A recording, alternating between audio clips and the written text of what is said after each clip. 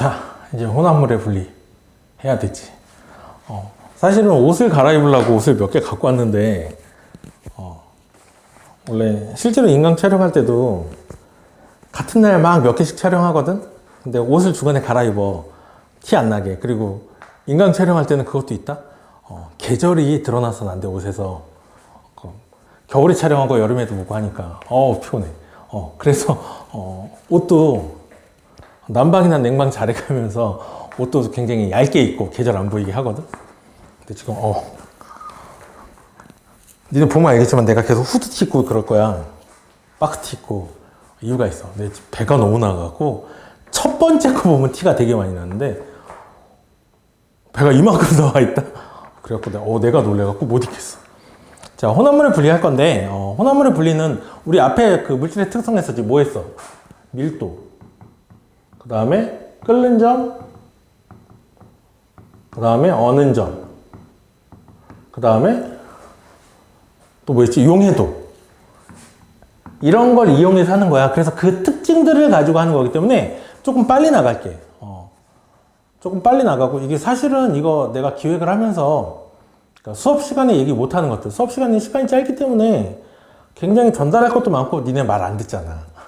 그래서 니네 이제 잡아가면서 해야 되기 때문에 실제로 내가 막 하고 싶은 얘기를 못 해서 그때 필요한 것들 뭐 좀 원리들 얘기하려고 시작을 하긴 했는데, 역시나 하다 보니까 진도가 급해.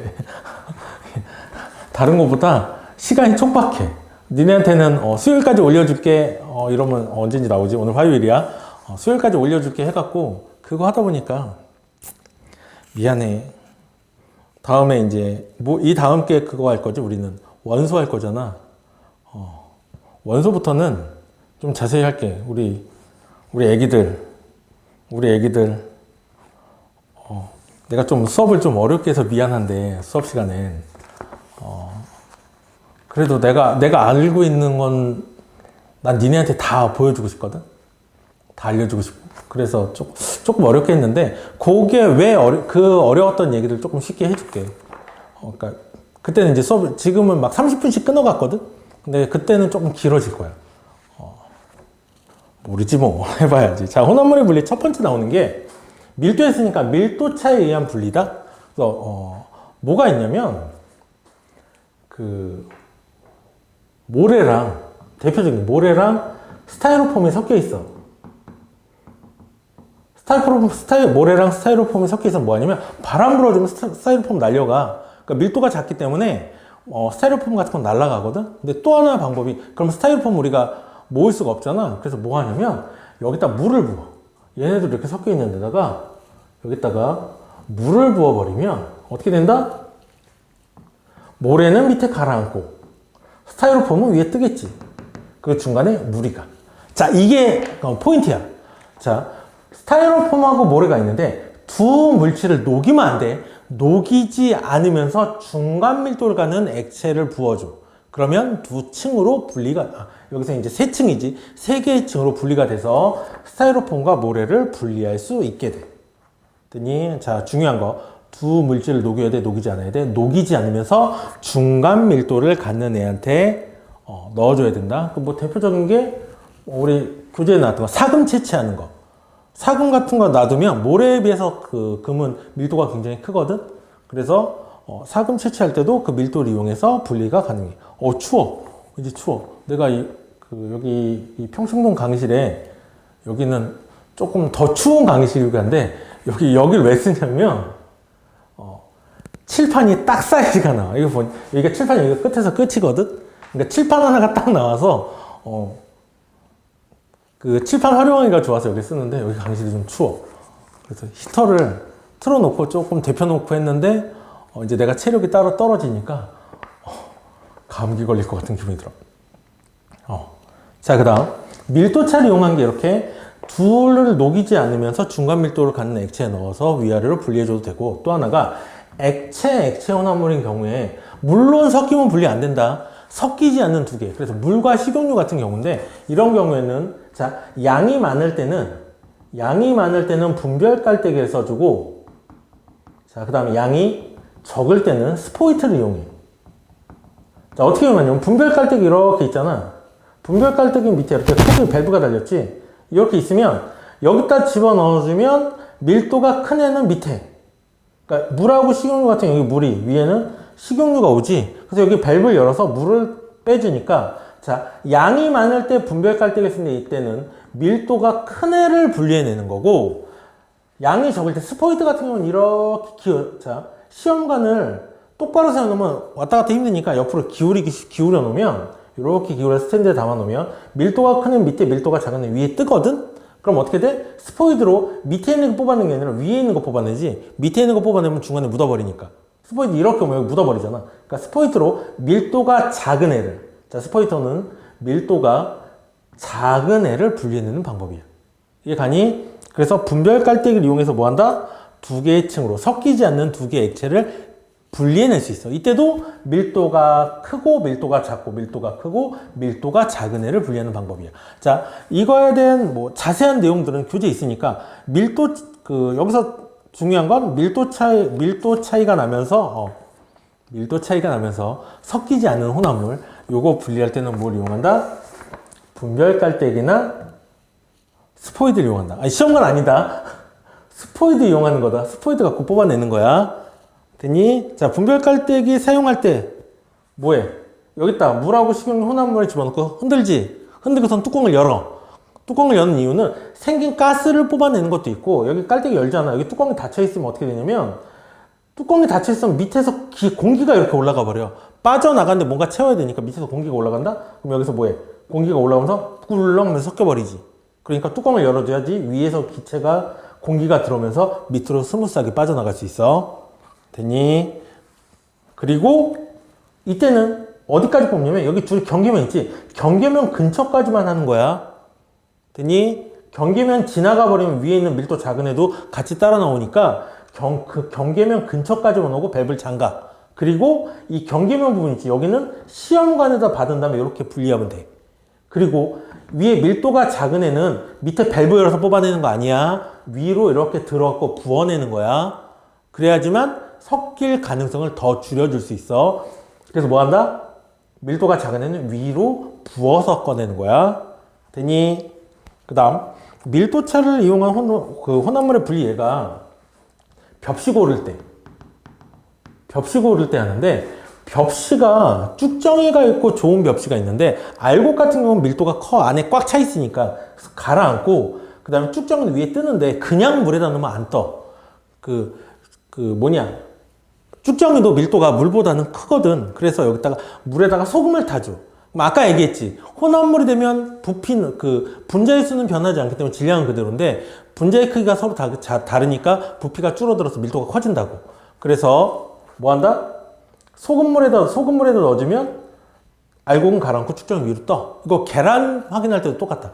신선한 달걀하고 오래된 달걀 할 때 일단 소금물에 넣어주면 오래된 달걀은 위로 떠. 왜 그러냐면 얘들아 달걀도 살아있는 세포야. 얘가 호흡을 해. 그래서 달걀 안에 있는 영양소를 소모를 해. 그러면서 소모한 건 기체가 되니까 달걀 껍질 밖으로 날아가. 근데 달걀 껍질 딱딱하지. 달걀 껍질 딱딱하니까 부피는 유지가 돼. 그래서 오래된 달걀은 물 위로 뜨게 돼. 지금 교정기 때문에 입술이 안 움직이는데. 지금 내가 이렇게 보면서 계속, 카메라 안에 모니터를 확인해. 이유가 뭐냐면, 전에 그랬잖아. 나 이거 찍다가 마이크 배터리가 다 돼갖고 소리가 안 나고 우웅 이런 적이 있거든. 그래서 근데 지금도 내가 앵글 밖으로 나갔지? 배터리 확인하려고 배터리가 다 돼간다. 마이크 수신기 배터리가 다 돼갖고 이게 누가 찍어주면 좋겠는데 우리 규현이 불러서 찍어달라 그럴까? 자 그래서 이렇게 내가 없어진다 그러면 이게 소리가 들어가는 게 모니터에 떠 이렇게 막대로. 그래갖고 그거 확인하는 거야. 참 별거 다 하고 있지. 자, 내가 노력하는 만큼 니네도 공부 좀 해라. 난 니네가 다 물리올림피아드고 화학올림피아드고 올림피아드 반에 가서 우리 반 애들이 1등 했으면 좋겠어. 자, 모양, 이제 밀도차를 이용해서 이런 거 분리할 수 있고, 사금 처치할 때 또는 키질 갖고 할 때. 얘들아, 키질로 이렇게 흔들잖아. 그럼 키가 있잖아. 니네 오줌 싸면, 요즘은 안 가지. 키에다 놓고 흔들잖아. 그러면, 돌 같은 건 가장 안쪽으로. 그 다음에 이쪽에 키 잡고 이렇게 흔드니까, 이렇게 흔들지, 이렇게. 이렇게 흔드니까, 쭉정이 같은 건 날아가고, 곡식은 가운데 부분에 남게 돼. 그래서 이것도 밀도차를 이용한 거고, 밀도차를 이용하는 것 중에 또 대표적인 게 원유. 원유가 뭐예요? 유출돼. 원유 유출되면 바다가 있잖아. 바다 위에 기름이 뜨니까 오일 펜슬을 위쪽에만 설치하면 돼. 밑에 쪽으로는 가라앉지 않아. 그래서 오일 펜슬 위에다만 해놓으면 기름이 바다에 흘러가는 걸 어느 정도 방지가 가능하다. 그리고 이것도 조류나 해류의 영향을 받기 때문에 조류나 해류의 영향을 받아서 가는 방향에 오일 펜슬 쳐주면 기름이 유출되는 걸, 흘러나가는 걸 어느 정도 방지가 가능하지. 자, 그 다음 이제 밀도차를 이용한 분리 다음에 뭐냐면 증류라는 걸 하는데, 이건 끓는 점 차이를 이용하는 분리다. 자, 증류에는 방식이 두 가지가 있어. 뭐가 있냐면 증류가 있고 분별 증류가 있다. 자, 차이를 얘기하자면 되게 단순하게 생각하면 돼.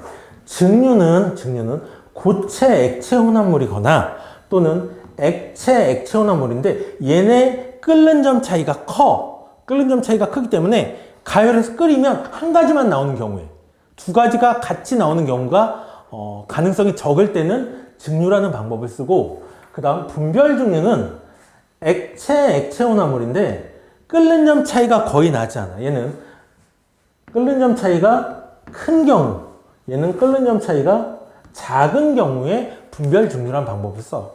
그래서 증류 같은 경우는 단순히 우리는 과학실에서 하는 거니까 가지 달린 시험관에다가 집어넣고 여기서 가열해. 그럼 가지 나오지. 그럼 이거 시험관 끝에다가 시험관 놔두고 얼음물에 담가 놓으면 얘가 기체가 돼서 나오다가 차가운 물에 닿아서 액체로 남게 돼. 이런 거 같은 거. 그래서 이거 대표 중에 소금물. 소금물에서 물 날릴 때, 또는 또 뭐 있지? 소주 만들 때. 뭐 전통 소주 담글 때. 막걸리나 그 다음에 탁주에서 끓여. 그러면 물하고 에탄올만 같이 나오면서 소주가 돼. 그럴 경우에 우리는 증류의 방법을 쓰는데, 그거 있잖아. 이렇게 생겼지? 이렇게 생겨서 밑에서 여기 탁주 끓이고 위에 이렇게 소주꼬리. 여기 찬물 놔두면 기체가 나와서 찬물이 있으니까 밑에 나가는 가지가 여기가 아니지. 여기 밑에서 이렇게 놔두면 밑에 모여서 밑으로 흘러나와서 소주를 얻을 수 있고, 또는 가마솥 있잖아. 가마솥을 뚜껑에다가 이렇게 있으면, 뚜껑이 이렇게 있으면 여기다 손잡이, 그럼 여기다 찬물을 이렇게 담아두고 이렇게 탁주가 있고 그릇을 띄워 놓으면 어떻게 된다? 끓어서 올라가다가 찬물에 닿아서 손잡이 타고 내려서 밑에 소주가 보이게 돼. 뭐 이런 것들이 증류를 이용한 방법이고, 또 그 다음에 바닷물에 유리 온실 만들어 놓으면 수증기가 올라가다 유리 벽에 닿아서 밑으로 떨어지면서 식수를 얻을 수 있지. 그러니까 이렇게 해수 담수화 시설. 물론 해수 담수화 시설은 전기분해 이용하는 거긴 한데, 간단하게 만들 수 있는 온실을 통해서 식수 얻을 때도 이런 방식을 이용하게 돼. 그거 있잖아. 니네 옛날에 많이 유행했지? 그거. 사막에서 살아남기 보면, 사막에 있으면 사막 땅을 파. 그리고 여기다 비닐 씌워놓고, 그러면 모래에 있던 수증기가 올라가다 맺혀갖고 식수 얻을 수 있다 그러는데,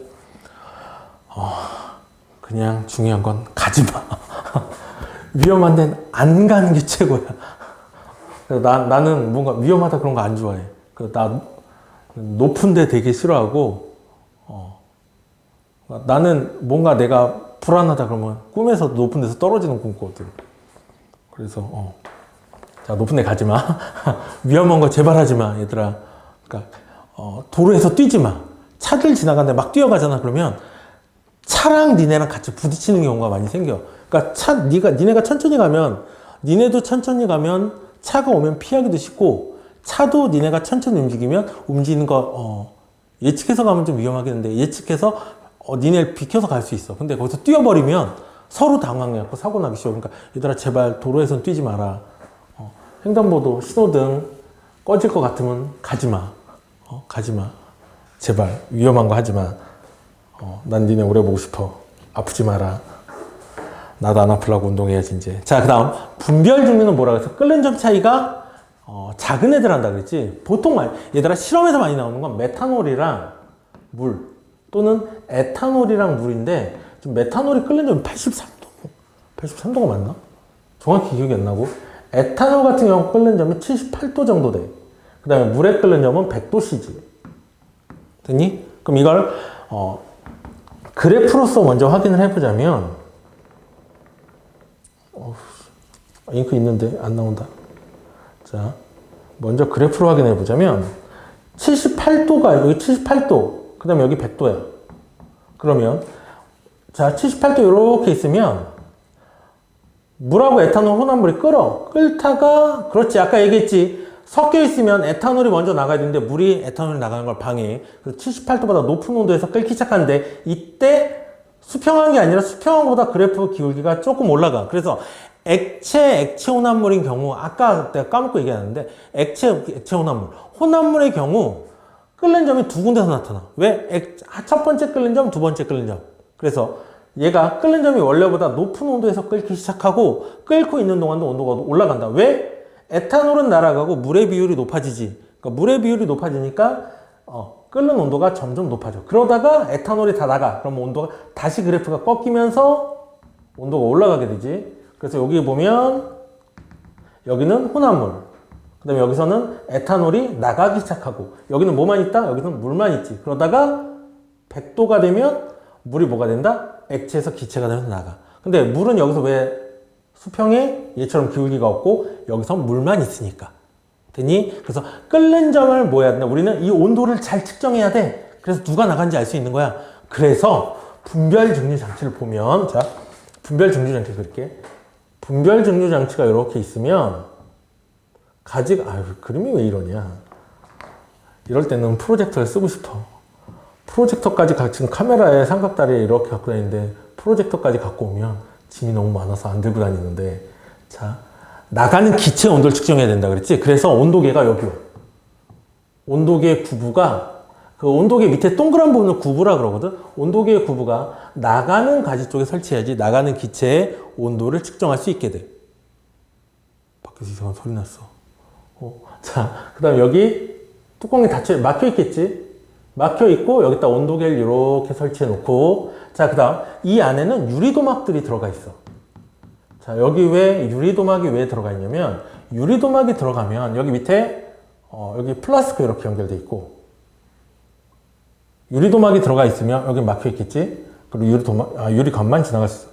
유리도막이 들어가면 어떤 효과를 갖고 오냐면 얘가 여러 번 증류하는 효과를 가져온대. 왜 그러냐면 자 여기서 끓이면 얘들아 끓어서 올라오는 애들도 있겠지만 증발해서 올라오는 애들도 있어. 분자 운동을 하기 때문에. 자 끓어서 올라오는 애, 증발해서 올라오는 애가 있는데 자 물하고 에탄올하고 같이 올라와. 그러면 처음에는 유리도막이 차갑기 때문에 둘 다 맺혀서 다시 떨어져. 그러다 이제 얘가 계속 가열하게 되면 온도가 계속 올라가겠지. 그럼 유리도막의 온도가 높아지면 에탄올은 이 사이를 통과해서 지나가 버려.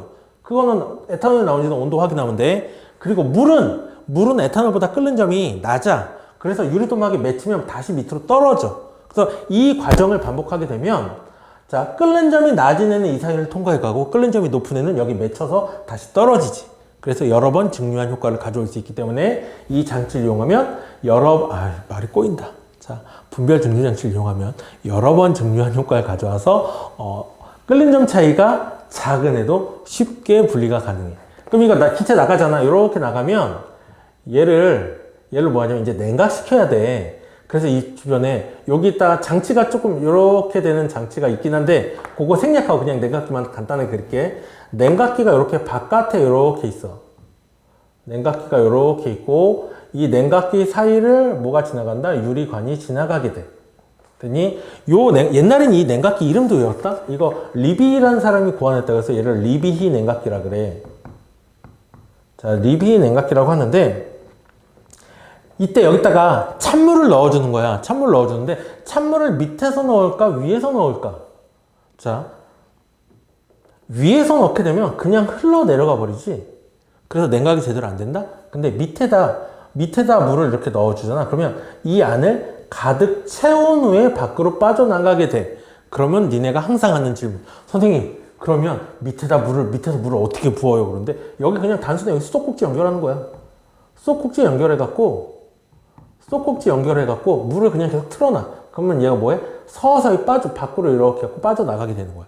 그럼 어떻게 돼? 얘 안을 가득 채워내 나가니까 그만큼 더 효율적으로 냉각을 시킬 수 있겠지. 그리고 여기는 액체가 돼서 나오니까 비커에다가 받아주면 돼. 됐니? 자, 그래서 분별 증류는 저렇게 냉각 장치를 이용해서 뭐 한다? 쉽게 뭐 할 수 있다? 현기증 나. 옆으로 기어가고 있어. 자, 쉽게 뭐 할 수 있다? 냉각을 시켜서 분리가 가능해. 됐니? 그래서 분별 증류를 이용한 혼합물을 보면 뭐 한다? 온도를 잘 확인해 줄 수 있어야 돼. 그래서 온도 확인하기 위해서 온도계 구부가 나가는, 기체가 돼서 나가는 가지 쪽에 장치를 하게 돼. 자, 이걸 이용하는 방법 중에 대표적인 거, 원유 분리해야 돼, 원유. 자, 원유는 한 가지가 아니라 여러 가지 석유 혼합물이지. 뭐, 나프타, 가솔린, 등유, 경유, 그 다음에 아스팔트, 석유가스까지 여러 가지가 섞여 있거든. 그래서 얘를 증류탑에서 분류를 하게 돼, 이렇게. 증류탑. 되게 이상하긴 하지만 증류탑이 이렇게 길쭉하게 생겼어. 자, 그러면 가열된 원유를, 가열장치가 여기 있어. 가열은 여기서만 해. 그럼 가열된 원유를 집어넣어. 그러면, 자, 가열했으니까 뜨겁지. 들어올 때 뜨거워. 그럼 위로 올라가는 동안 온도가 낮아지게 돼. 그래서 끓는 점이 높은 애부터 액화가 돼서 밑으로 빠져나가. 자, 가열하니까 애초에는 다 기체야. 그럼 맨 밑으로 뭐가 빠져나가면 끓는 점이 가장 높은 아스팔트가 빠져나가. 자, 기체가 돼서 들어왔는데 가열 안 받으니까 여기서 온도가 낮아져 버리지. 그러면 온도가 가장 높은 애가 뭐해? 자기가 끓는 점에 도달하게 돼. 그래서 기체였다가 액체가 돼서 밑으로 빠져나오지. 그럼 여기 중간에 구멍이 있어, 이렇게. 구멍이 있으면, 자, 얘 올라가다가 뭐 하게 돼? 올라가는데 끓는 점에 도달하게 되면 더 이상 못 올라가고 액체가 돼서 옆으로 빠져나가고. 그 다음에 여기 끓는 점이 낮은 애들은 계속 위로 타고 올라가게 되겠지.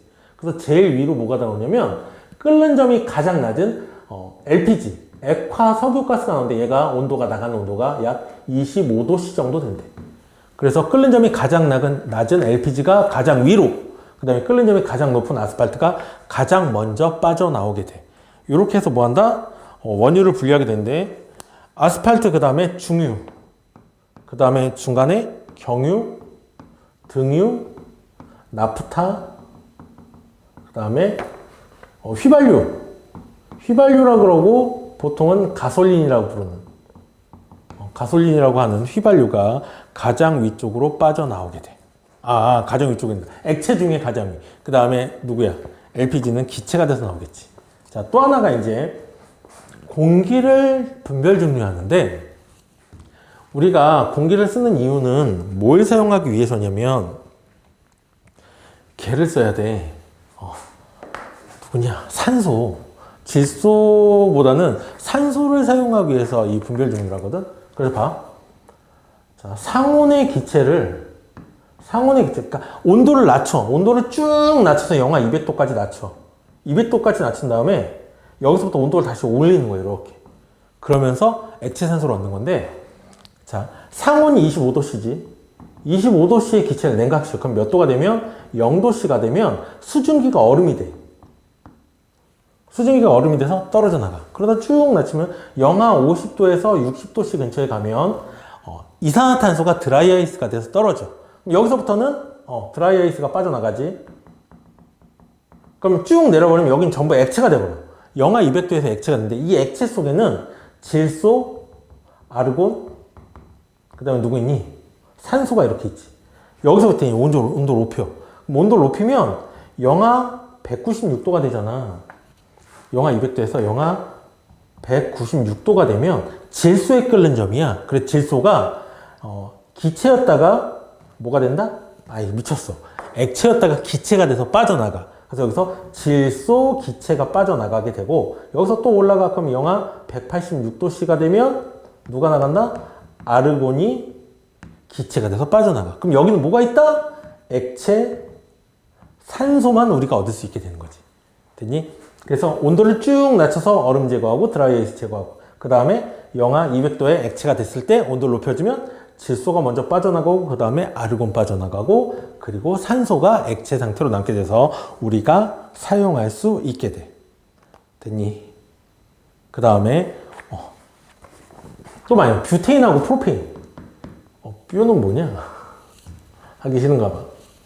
자, 뷰테인하고 프로페인이 있는데 뷰테인에 끓는 점은 영하 0.5도. 그 다음에 프로페인에 끓는 점은 영하 42도야. 맞지? 42도. 자, 그러면 봐. 얘네를 어떻게 분리하냐면, 자, 되게 단순한데, 얼음에 소금을 뿌려주잖아. 소금 뿌려서 막 섞어주면 온도가 영하 20도 정도까지 떨어진대. 그래서 이게 대표적인 게 우유하고 크림하고 섞어서 얼음에 소금 뿌린 데 위에 놓고 막 섞어주면 뭐가 돼? 아이스크림 되지. 그거 만드는 방법을 이용하는 그거랑 비슷한데, 얼음에 소금을 뿌려 놓으면 영하 20도씨까지 떨어지기 때문에 뷰테인은 끓는 점이 영하 0.5도지. 그래서 더 낮기 때문에 누가? 뷰테인이 액체가 돼. 그리고 프로페인은 그대로 기체 상태이기 때문에 둘을 우리가 쉽게 분리할 수 있게 된대. 되니? 이게 끓는 점 차이를 이용해서 두 가지를 된다. 혼합물을 분리하는 방법이야. 내가 왜 제가 왜 귀척하느라고 입술을 그런 게 아니라 이제 거의 끝나가. 자, 뭐 해야 되냐면 용매에 대한 용해도 차이를 이용해서 분리하는데, 자, 용해도를 이용해서 분리하는데, 이 용해도 차이를 이용하는 분리가 이제 추출, 그 다음에 용해도를 이용한 분리, 그 다음에 또 뭐가 나와? 크로마토그래피 하면 이제 혼합물의 분리가 다 끝나거든. 사실은 혼합물의 분리가 굉장히 양이 많은데 우리가 물질의 특성을 제대로 했다면 혼합물의 분리는 굉장히 단순하게 하고 넘어갈 수 있어서 자, 칠판이 더러워졌다는 건 수업을 열심히 했다는 거야.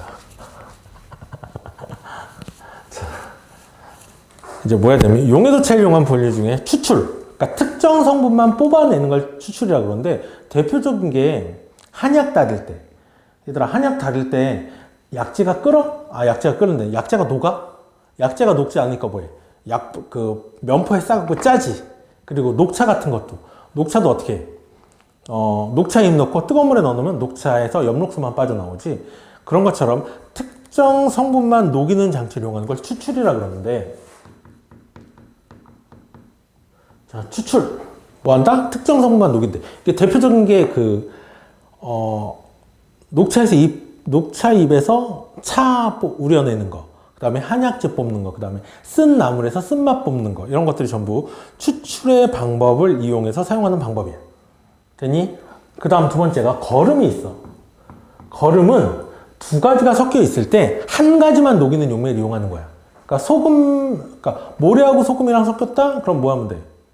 물을 부어주면 소금만 녹고 모래는 안 녹지. 그래서 그걸 걸러주면 소금물은 밑으로 빠져나고 모래는 거름종이 위에 남고, 그래서 그걸 뭐 해준다?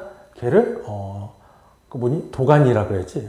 우리 때는 다른 표현이 있었는데, 도가니에 넣고 끓여주면 물은 증발되고 소금만 얻을 수 있어. 이런 걸 갖다 뭐라고 한다? 거름이라 그래.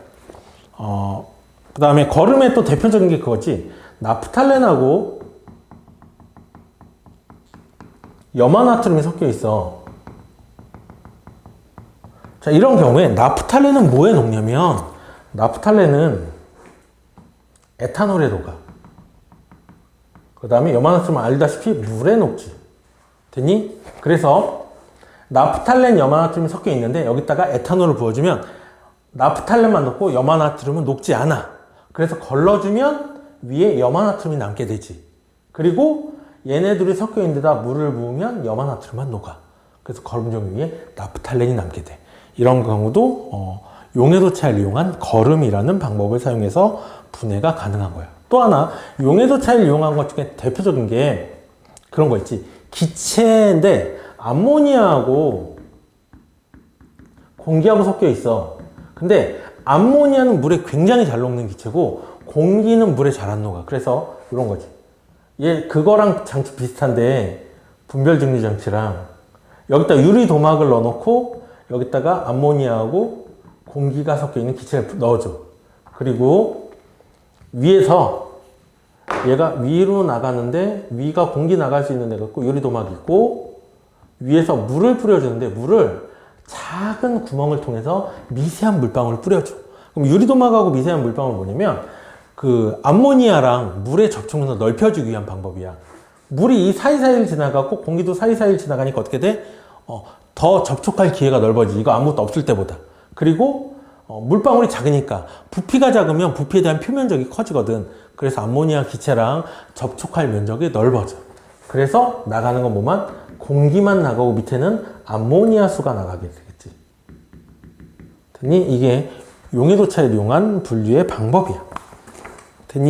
그 다음 또 뭐가 있냐면 끓는 점 차이를 이용해서 분리할 수 있어. 자, 얘네들은 용해도 차이. 용해도 차이. 자, 그 다음에 페이지가 끓는 점 차이를 이용한 분리는 아까 했구나. 페이지를 내가 안 넘겼어. 페이지가 겹쳐버렸어. 헐. 근데 그것도 모르고 그냥 했어. 밀도도 있어. 밀도도 버려야 돼. 됐어. 용해도 차이. 왜 안 넘겼지? 자, 46. 됐다. 자, 이게 뭐야? 추출 거름량 이런 건 용해도 차이, 단순한 용해도 차이를 이용한 분류고, 이제 온도에 따른 용해도 차이를 이용한 분류가 뭐가 있냐면, 자, 같은 용해도인데 얘네들은 녹느냐 녹지 않느냐 이런 거고, 이제 여기서 온도에 따른 온도의 영향을 받는 거야. 자, 이게 대표적인 게 재결정. 자, 그 다음에 분별결정. 이거 이름 비슷하지? 아까 뭐 나왔어? 증류, 분별증류 나왔는데 걔랑은 조금 분위기가 다른데, 재결정 같은 건 소량의 불순물이 섞여 있을 경우. 자, 재결정 작용인데 아까 소금에 여러 가지 물질이 섞여 있어요. 그 염화나트륨만 있는 게 아니라 염화 마그네슘이나 뭐 황산 마그네슘, 그 다음에 뭐 질산, 그건 아닌데 하여간 여러 가지가 섞여 있거든. 거기서 염화나트륨만 얻을 때 뭐냐면 물에 녹이게 되면 자기네 친한 애들끼리만 결합을 하게 되거든. 그럴 때 쓰는 방법이 재결정의 방법이야. 이렇게 설명은 좀 어려우니까 소금에 먼지 묻어 있어. 그 소금을 바닥에 쏟았지. 그럼 소금을 뭐 요즘 소금이 싸니까 버릴 수도 있는데 소금이 되게 비싸. 이름이 괜히 소금이 아니라 작은 금 그래갖고 소금이야. 그래서 소금 같은 경우는 옛날엔 되게 비쌌기 때문에 그걸 뭐 하냐면 물에다 먼지 묻었을 때, 그러니까 바닥에 쏟았는데 이렇게 빗자루질해갖고 모았어. 그럼 물에다 녹여. 물에 녹인 다음에 물을 증발시키면 소금끼리만 이거 강실 되게 울린다. 소금끼리만 엉겨 붙고, 왜 소리가 이렇게 울리지? 자, 소금끼리만 엉겨 붙고, 그 다음에 불순물은 옆으로 빠져나오게 돼. 자, 이게 재결정이라는 방법이야. 그러니까 뭐 했다? 소량의 불순물을 제거하는 방법을 재결정이라 그러고, 분별결정 같은 경우는 둘 다 양이 많아. 양이 많은데 그 중에 온도에 따른 용해도 차이가 큰 애만 빠져나오고 온도에 따른 용해도 차이가 작은 애는 그대로 남는 건데, 대표적인 게 이런 거지. 자, 질산칼륨 같은 경우는 용해도 차이, 온도에 따른 용해도 차이가 커. 이렇게. 그 다음에 염화나트륨 같은 경우는 온도에 따른 용해도 차이가 작다. 그래서 얘네들을 이 온도에다가 다 녹여. 그러면 얘를 온도를 이렇게 낮춰버려. 그러면 누구는? 얘는 봐. 빨간 그래프는 온도 차이가 작지. 온도에 따른 용해도 차이가 적으니까 잘 안 나와. 근데 이 까만 그래프는 온도에 따른 용해도 차이가 크니까 이 온도 차이만큼 여기서 이만큼 뭐 한다? 석출돼서 나오게 되겠지. 예를 들면 A는 80도에서 물 100g에 100g 녹는데, 그 다음 B는 80도에서 물 100g에 40g 녹아. 됐니? 근데 이런 애인데 이건 곡선상에 있네요. 얘를 80g 녹이고 얘를 20g 녹여. 그럼 봐. 용해도가 100인데 80 넣었으니까 다 녹겠지. 그리고 얘는 용해도가 40인데 20g 넣었으니까 다 녹아. 그리고 그 다음에 얘 온도를 변화시키는 거야. 얘네 온도를 몇 도로 변화시키냐면, 온도를 A는 20도씨에서 용해도가 25야. 그 다음 B는 20도씨에서 용해도가 별 차이 없이 38이래. 됐니? 그러면 자 봐. 얘는 원래 80g 녹아 있었는데 20도가 되니까 25g밖에 못 녹아. 그럼 차이가 얼마? 차이가 55g 차이가 나지. 그래서 55g이 석출돼서 나오고, 자, 그 다음 B 같은 경우는 20g 녹여놨는데 20도씨에서 용해도가 38이야. 그럼 얘는 용해도보다 적게 들어있으니까 석출이 된다, 안 된다? 그렇지. 얘는 석출되지 않기 때문에 우리는 뭘 뽑아낼 수 있다? 그렇지. 누구? A 55g을 얻을 수 있어. 이게 용해도 차이를 이용한 뭐가 된다? 분별 결정이라는 거야. 되니? 그 분별 결정의 또 대표적인 게 염화나트륨하고 붕산이 있는데, 자, 염화나트륨은 온도에 따른 용해도 차이가 작다? 근데 붕산은 온도에 따른 용해도 차이가 이렇게 커. 되니? 그럼 이것도 뭐해? 둘 다 동시에 가열해서 녹인 다음에 온도를 낮춰주면 염화나트륨은 거의 안 나오고 붕산만 차이만큼. 자, 그래프를 그리면 이 차이만큼 뭐가 된다? 얘는 이 차이만큼 석출될 거고, 염화나트륨은 어떻게 돼? 이 차이만큼 석출이 되니까 이거보다 염화나트륨이 적으면 석출이 안 되겠지. 자, 그래서 이런 걸 이용해서 뭐 한다? 분별 결정할 수 있는데, 이건 그래프를 잘 그려놓고 하면 되는데, 자, 그래프를 다시 그려볼게요. 집에 가는데 길이 안 막혔으면 좋겠어. 지금 몇 시야? 5시 40분. 자, 그래프를 잘 그려볼게. 늦은 만큼. 크로마토그래피 이제 하나 남았어. 자, 여기 100도에서 보면, 여기 100도야. 100도씨에서 염화나트륨의 용해도는 35.9 아닌데? 여기 보자. 자, 염화나트륨. 그 다음에 붕산. 둘 다 양이 비슷해. 붕산이, 얘네 그냥 몇 그램 아니야? 얘네 38g 할게. 38g이야. 둘 다 38g. 까먹었어. 둘 다 38g이고. 자, 염화나트륨은 얘는 몇 도? 20도로 가죠. 20도. 자, 20도씨에서 염화나트륨은 용해도가 35.9래. 얘가 그러니까 여기서 이렇게. 여기가 얼마다? 35.9. 되니? 붕산은 20도씨에서 용해도가 이렇게 쭉 떨어지는데 이렇게 가면 얘는 5g, 5야, 용해도가. 되니? 그러면 봐. 이게 용해도 곡선인데 붕산 40g과 염화나트륨 20g을 100도씨 물에 충분히 녹였어. 38g만 하자. 미안. 이게 38이니까. 38g을 충분히 녹였대. 그리고서 온도를, 염화나트륨은, 충분히 녹이고서 온도를 20도까지 낮췄어. 그럼 봐. 염화나트륨의 용해도는 얼마다? 35.9야. 근데 현재 20g 녹아있지. 그러니까 염화나트륨은 석출된다, 안 된다? 염화나트륨은 석출되지 않아. 근데 붕산은 38g 녹였는데 용해도가 5밖에 안 돼. 그럼 이 차이가 얼마? 이 차이는 33g이야. 이 33g만큼 붕산이 뭐 한다? 석출이 되겠지. 그래서 이 차이만큼 가지고 용해도 차이를 이용해서 우리는 분리가 가능해. 자, 이게 용해도 차이를 이용한 분류들이고, 분리들이고, 이제 마지막으로 남는 게 크로마토그래피. 자, 크로마토그래피를 해보자.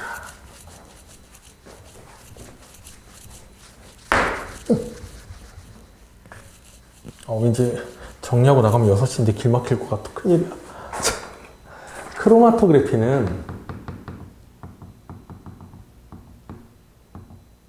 그래피지 눈에 보여. 단순히 눈이 보이는데, 자, 크로마토그래피는 옛날부터 니네 초등학교 때도 장난 많이 했는데 종이나 분필에다가 잉크를 찍어서 얘를 뭐해? 물 같은 데 담가 놓으면 잉크가 이렇게 올라가지. 서로 다른 색깔이 이렇게 올라가는 걸 우리 뭐라고 한다? 크로마토그래피라고 했어. 그래서 굉장히 실험 자체도 간단한데 이게 이런 거야. 크로마토그래피 정의는 성분물질이 용매를 따라 올라가는 정도를 이용해서 뭐 하는 거야? 분리를 하는 방법이야. 근데 이게 이 용매에 따라서 올라가는 정도가 달라져. 그래서 용매랑 친한 애들은 빨리 올라갈 거고 용매랑 안 친한 애들은 천천히 가. 그런 거랑 비슷해. 하도 말을 했고. 소풍 갈 때 선생님하고 친한 애들은 선생님 따라서 선생님 옆에 가고 선생님이랑 안 친한 애들은 뒤에 쫓아오지. 그거랑 비슷해. 선생님이 용매라면 아이들은 뭐가 돼? 용질이 되는 거겠지. 그래서 성분 물질만큼 분리가 되는데 얘네 특징을 보면 자, 용매에 따라서 같은 물질이라도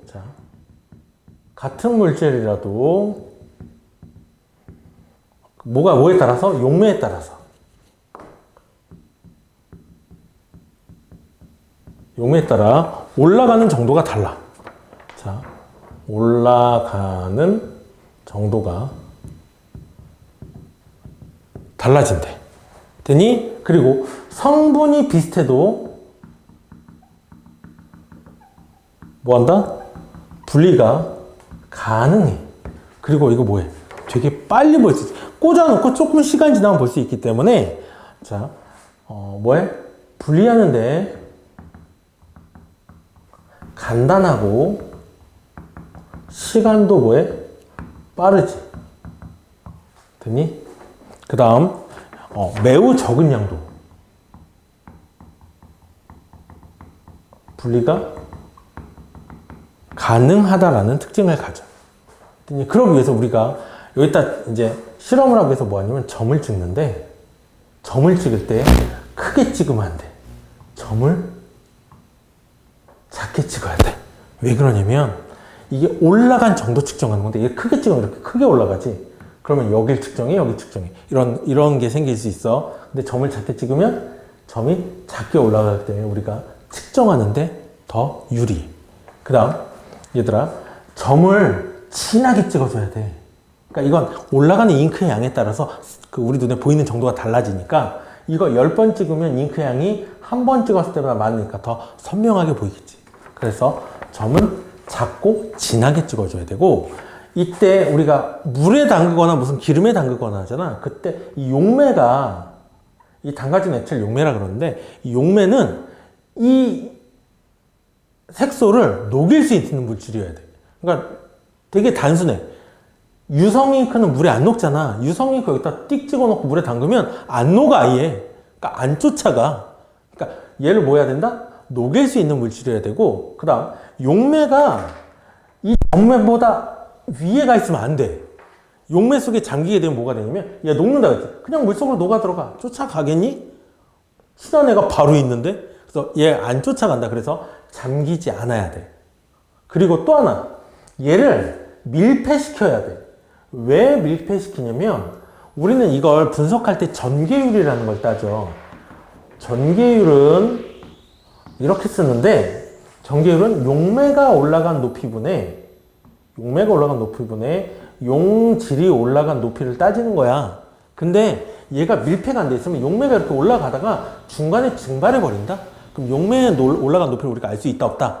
그렇지. 용매가 올라간 높이를 정확히 알 수 없잖아. 그래서 이 실험 결과에 변화가 생길 수 있어. 그러니까 우리는 뭐 해야 된다? 얘를 밀폐시켜서 중간에 증발하지 않도록 해야 돼. 되니? 자, 그 다음 크로마토그래피를 분석할 때 우리는 어떻게 분석해 주냐면 이걸 놓고 색깔을 써야 되니까 자 이렇게 있어. 하나만 넣자. 자, 검은색 점 찍었더니 빨간색도 하나 나오고 파란색도 하나 나왔어. 자, 그럼 얘는 최소한 두 가지, 눈에 보이는 게 두 가지지 뭐 눈에 안 보이는 것도 있을 수 있지만 얘는 최소한 몇 가지? 두 개가 섞여 있다라고 할 수 있고 자, 그 다음 빨간색 점을 찍었더니 빨간색만 나왔고 파란색 점을 찍었더니 파란색만 나왔어. 근데 얘가 높이가 자, A, B, C라면 A는 두가지 나왔으니까 혼합물 그 다음 B하고 C는 하나만 나왔으니까 일주일이라고 볼 수 있고 그 다음에 A는 B와 C의 혼합물이다 라고 할 수 있어. 되니? 이렇게 해서 우리는 크로마토그래피를 분석해 볼 수 있는데 이 크로마토그래피는 용매에 따른 용질이 올라간 정도는 이미 과학자들이 실험을 통해서 어느 정도 정해놨어. 정한 게 아니라 실험을 통해서 밝혀낸 게 있지. 그래서 그거랑 비교를 해서 비교 분석해서 어떤 물질이 있는지 우리가 확인할 수 있어. 그래서 크로마토그래피를 어디다 쓰냐면 제일 많이 쓰는 게 도핑 테스트 또는 색소 분리할 때 뭐 이런 데 많이 쓰거든. 그래서 그렇게 하는 이유가 빠르다 그랬잖아. 그 도핑 테스트 같은 경우는 결과가 빨리 나와야지 메달 줄 때 얘를 줘야 되냐 말아야 되냐 결정이 되거든. 그래서 그런 거 할 때 쓰기 때문에 굉장히 빠르고 정확하게 나와야지. 그래야지 메달 뺏을 수 있으니까. 자, 그래서 이런 거 할 때 간단한 방법으로 한 번에 여러 가지를 분리할 수 있기 때문에 크로마토그래피도 여러 군데에서 많이 사용합니다. 그랬더니 크로마토그래피까지 끝났어.